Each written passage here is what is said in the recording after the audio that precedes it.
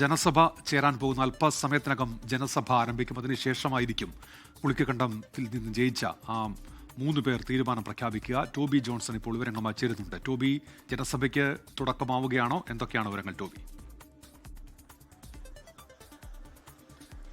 ഉന്മേഷ്, അല്പസമയത്തിനുള്ളിൽ തന്നെ ഈ ജനസഭ ആരംഭിക്കും. എന്തായാലും അവർ വിളിച്ചതുപോലെ, പുളിക്കക്കണ്ടം സ്ഥാനാർത്ഥികൾ വിളിച്ചതുപോലെ തന്നെ അവിടെയുള്ള ഈ 3 വാർഡുകളിലെയും ആളുകൾ അവിടേക്ക് എത്തിക്കൊണ്ടിരിക്കുന്ന കാഴ്ചയാണ് നമുക്ക് കാണാൻ സാധിക്കുന്നത്. പാലാ നഗരസഭയിലെ 13, 14, 15 വാർഡുകൾ, 3 വാർഡുകളിലാണ് ബിനുവും അതുപോലെ തന്നെ സഹോദരൻ ബിജുവും ഒപ്പം തന്നെ ബിനുവിന്റെ മകൾ ദിയയും വിജയിച്ചത്. ആ 3 സ്ഥലങ്ങളിലെ ആളുകൾ, വാർഡിലെ ആളുകളാണ് ഇവിടേക്ക് എത്തിക്കൊണ്ടിരിക്കുന്നത്.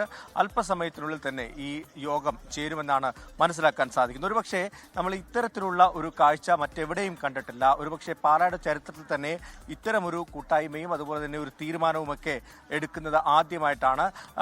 ഈ തെരഞ്ഞെടുപ്പിൽ ഏറ്റവും നിർണായകമായത് ഈ പുളിക്കക്കണ്ടത്തെ 3 സ്ഥാനാർത്ഥികളാണെന്നുള്ള കാര്യത്തിൽ യാതൊരു സംശയവുമില്ല. കാരണം ഈ കക്ഷിനില നോക്കുകയാണെങ്കിൽ 12, അതായത് LDF-ന് 12 സീറ്റുണ്ട്. പക്ഷേ ഏറ്റവും വലിയ ഒറ്റകക്ഷിയാകാൻ സാധിച്ചില്ല. UDF-ന് 10 സീറ്റിലേക്കും വിജയിക്കാൻ സാധിച്ചു. ഇതോടുകൂടിയാണ് ഇവർ നിർണായകമായത്. അതായത് 3 സീറ്റുണ്ട്.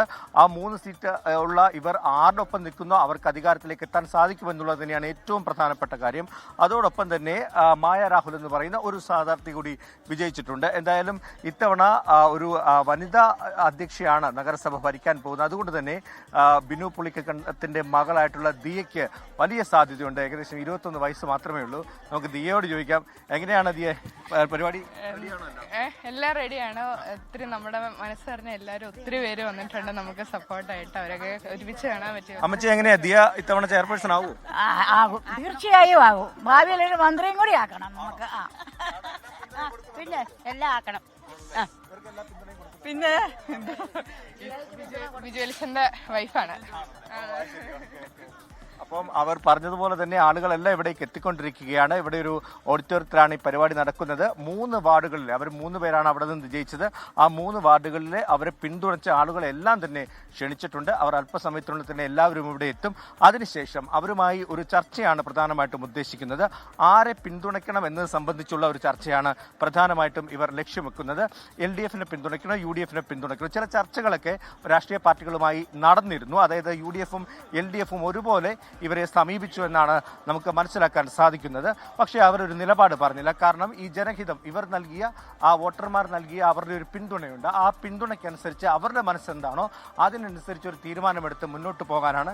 എന്തായാലും ഇത്തവണ പാലാ നഗരസഭയിൽ അധികാരത്തിലെത്തുമ്പോൾ പുളിക്കക്കണ്ടത്തെ ഈ 3 സ്ഥാനാർത്ഥികളും ഉണ്ടാകുമെന്നുള്ള കാര്യത്തിൽ യാതൊരു സംശയവുമില്ല. അതിന്റെ ഒരു തീരുമാനമെടുക്കാനുള്ള സമയമായിരിക്കുന്നു. എന്തായാലും ഇന്ന് ഈ ആളുകളുടെ മനസ്സറിഞ്ഞ ശേഷം അടുത്ത ദിവസമായിരിക്കും പ്രഖ്യാപനം ഉണ്ടാവുക. ശരി, ജനസഭയ്ക്ക് തുടക്കമാകാൻ പോകുന്നു. ടോബി ജോൺസൺ ആണ് വിവരങ്ങൾ നൽകിയത്. ലോകത്തെവിടെയായാലും ഏത് സമയത്തും 24 വാർത്തകളും ഓഗ്മെന്റഡ് റിയാലിറ്റി പാക്കേജുകളും എക്സ്പ്ലെയിനറുകളും വിശദമായി കാണാൻ ഞങ്ങളുടെ YouTube ചാനൽ നിങ്ങൾക്ക് സബ്സ്ക്രൈബ് ചെയ്യാം.